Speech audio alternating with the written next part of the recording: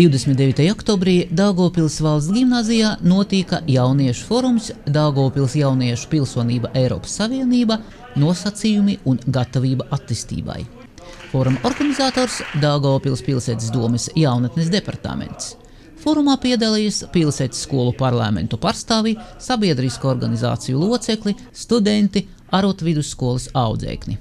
Mūsu ikgadēja pasākuma mērķis nodrošināt jauniešu līdzdalību, lēmumu pieņemšanu un jaunatnes politikas plānošanu pilsētā. Tas ir tradicionāls pasākums, jau tradicionāls pasākums. Un šogad mūsu darba tēma būs vairāk saistīta ar pilsonības iedzienu. Daugavpils pilsonība, Latvijas pilsonība un Eiropas Savienības pilsonība.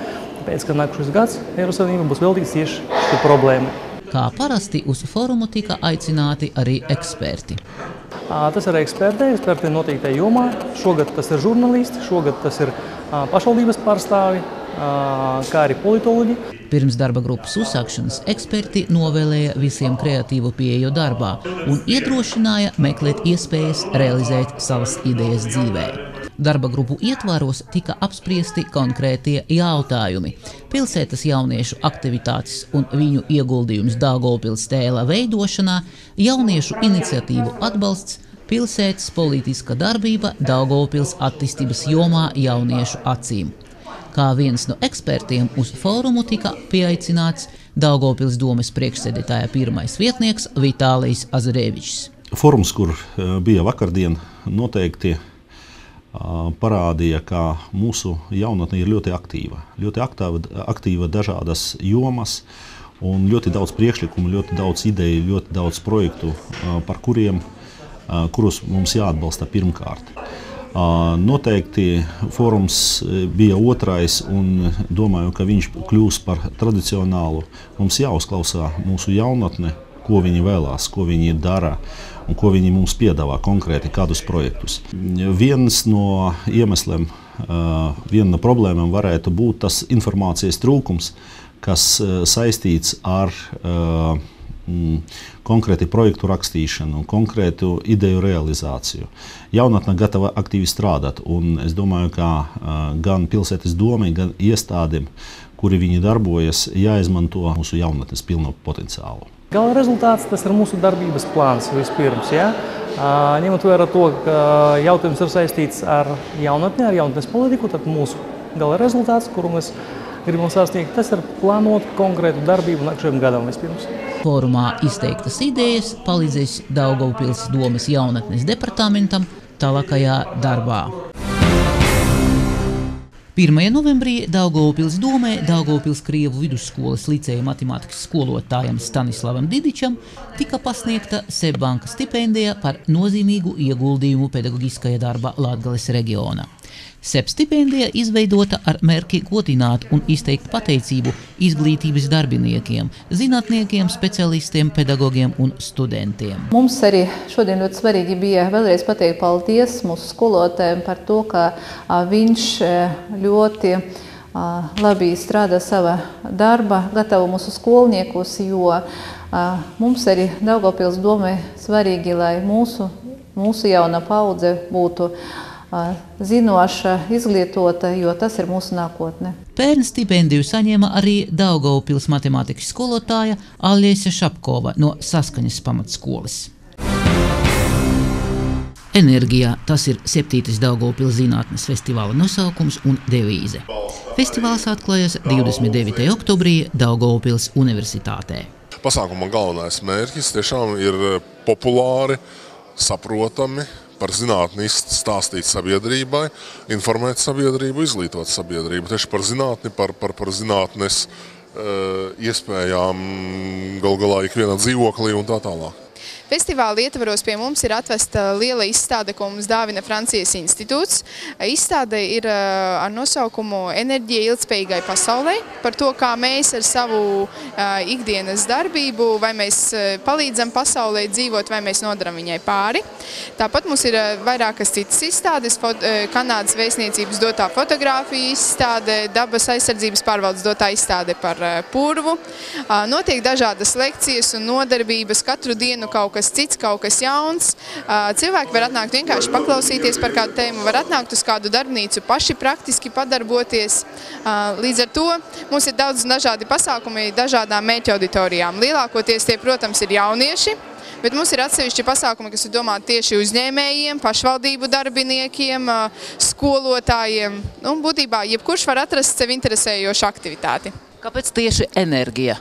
Tāpēc, ka šis gads kopumā visā pasaulē ir vairāk vai mazāk veltīts enerģijas tematikai, un tāpēc arī mēs šogad un arī šī izstāde arī speciāli nāk par šo tēmu, un tāpēc arī mēs izvēlējāmies festivālam šo enerģijas tematiku. Festivāla atklāšanā piedalījās universitātes vadība, Francijas un Kanādas vēstniecības pārstāvji, kā arī Daugavpils domes lietu pārvaldniece Jūrāta Kornuķāka, kura no Daugavpils pilsētas domes priekšsēdētājas Žanas Kulakovas vārda apsveica visus ar festivāla atklāšanu. Daugavpils universitātes foajē klātesošie varēja apskatīt dažādas zinātniskas izstādes. Tas ir miniatūras saules sistēmas modelis, kur parādīts, kā saules enerģiju varam izmantot enerģijas ražošanā. Ar saules paneļu palīdzību enerģiju pārvēršam elektroenerģijā un varam izmantot mājsaimniecības vajadzībām. Festivāls strādās 5 dienas līdz 2. novembrim. Novembris Latvijā ir tiešām Latvijas mēnesis, jo visi kultūras pasākumi pilsēta ir veltīti Latvijas vēsturei un valstiskumam. Tradicionāli Daugavpils novadpētniecības muzejs rīko pasākumus, kas veltīti Lačpleša dienai. Šogad tā programma ir tāda, ka ik viens interesants var atrast sev kādu piemērotu un interesantu pasākumu. 9. novembrī tas ir piektdiena, 13:00 Daugavpils novadpētniecības un mākslas muzeja pagalmā. Tiek rīkots pasākums, kur ik viens interesants varēs aplūkot Zemesardzes 34. artilērijas bataljona ieroču demonstrējumus, kā arī valsts robežsardzes Daugavpils pārvaldes kinologu uzstāšanos. 11. novembrī, kas ir svētdien, no rīta tiks nolikti ziedi karavīru piemiņas vietās, un tas tāds svinīgākais brīdis, kas saistāms tieši ar kapiem, notiks Luterāņu kapos 12:12. Un 16:00 vienības nama koncertzālē būs Lačpleša dienai veltīts koncerts, kurā uzstāsies Daugavpils valsts ģimnāzijas audzēkņi, kā arī populāra mūziķe, aktrise Ieva Akurātere. Tā ka visi ir ļoti laipni aicināti, un paralēli arī koncertam Andreja Pumpura parkā, tieši pie Andreja Pumpura pieminekļa, tiks veikta tāda un novadīta svecīšu iedegšanas akcija, kur svecītes tiks izkārtotas Latvijas kartes kontūrā, un ikvienam būs iespēja nolikt svecīti un it kā izgaismot Latviju. Un 12. novembrī Daugavpils valsts ģimnāzijas pagalmā notiks ģimnāzijas saimas sadziedāšanās, tā kā arī uz šo pasākumu visi laipni lūgti piedalīties. Latvijas proklamēšanas dienu Daugavpilī arī svinēsim plaši. 17. novembrī mēs gaidām mūsu pilsētniekus un pilsētas viesus mūsu kinoteātrī, kuru labi atpazīstamā kinorežisora Jāņa Streiča filma, kuru sen jau mīlēt mūsu skatītājos, Cilvēku bērns būs rādīta kinoteātrī un dabiski ieeja bez maksas. 17. mēs arī visus gaidām Latviešu kultūras centrā, kur koris Kamēr piedāvās mums savu koncertu programmu. 18. datums iekrīt tieši svētdienā, un tā ir patiesa svētku diena.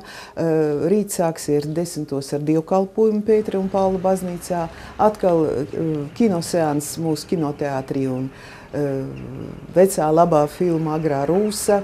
Pēc tradīcijas 17:30 mūsu valsts teātrī svinīgais pasākums, kas ir veltīts Latvijas neatkarības svētkiem, un šogad ir tāds piedāvājums, ka šis pasākums notiek zem valsts prezidenta kancelējas patronāžas, bet visus daugavpiliešus mēs gaidām jau vakarā pēc 19. vienības laukumā, kur skanēs mūzika, kur varēs redzēt video filmu par mūsu pilsētu, viņas ikdienu un viņas svētkiem.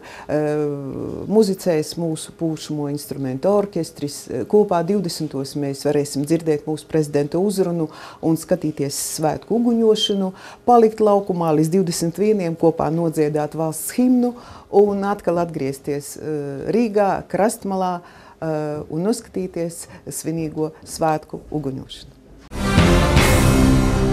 Skolas rudens brīvlaiks ir klāt. Bērni no Bērnu nama Patversmes Priedīte šajā brīvajā no skolas nodarbībām nedēļā aktīvi pavada laiku. Ir jāsakopj savu teritoriju. Un šodien mums ir tā saukta lielā talka. Mēs sakopsim savu teritoriju, lai būtu smuki, lai bērniem būtu patīkami šeit arī pašiem dzīvot un atrasties brīvlaikā. Rīt arī plānojam sarīkot veselības dienu, tātad teritorija būs iztīrīta un rīt mēs varēsim skraidīt un lēkāt pa tīrot teritoriju. Talka notiek Priedīte 2 reizes gadā. Pavasarī bērni sakopja ne tikai savu teritoriju, bet arī Stropu ezera pludmali. Sociālu darbinieku mērķis dot bērniem darba iemaņas un prasmes, pieradināt rūpēties par apkārtējo vidi.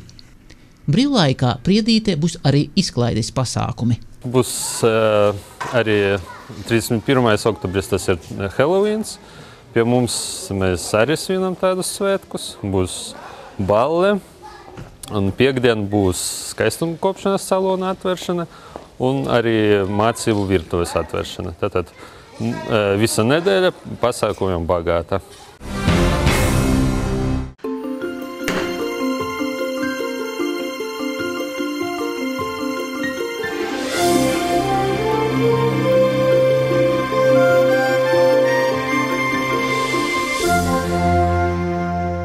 Šobrīd mēs esam Daugavpils Mālamākslas centrā, ēkā, kur jau 30 gadus ir darbojusies Tautas keramikas studija Latgale.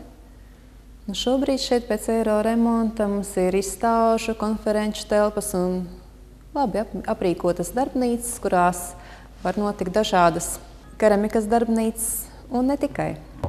Mūsu pilsētnieki daudzi brīnās, ka te mēs tādi esam kā norganizējušies tikai tāda kāda kompānija un izveidojušies, bet nekāda kompānija 35 gadus darbojas šajā darbnīcā. Un pēkšņi šogad apritēja 35 oktobra mēnesi ar 2 gadu pēc remonta un 35 gadi man radošā darbā šajā darbnīcā. Uztaisīs tik brīnišķīgs remonts, ka uz ilgiem gadiem pietieks tā skaistuma, tikai ar saviem spēkiem pildināsim un vienmēr ar interesantiem varbūt darbiem, tā kā lai būtu cilvēkiem interesanti ne tikai skatīties uz šo māju, bet kas nonāk darā šajā mājā. Var teikt, ka Mālamākslas centram ir vairāki darbības virzieni.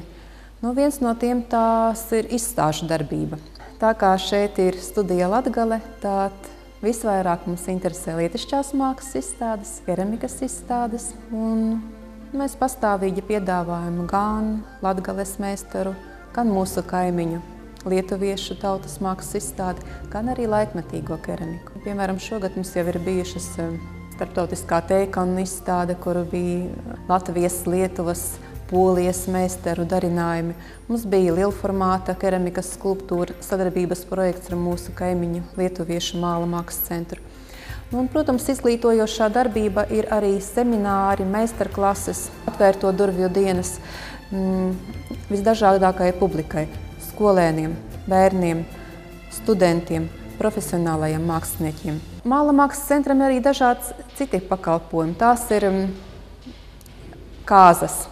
Šogad jau bijušas 36 kāzas, un šis skaits pieaug ar vien aritmētiskā secībā. Tās ir reizi nedēļā nodarbības, veidošanas nodarbības bērniem vai pieaugušiem. Runājot par sevi, man tā izdevās ātri apgūt šo visu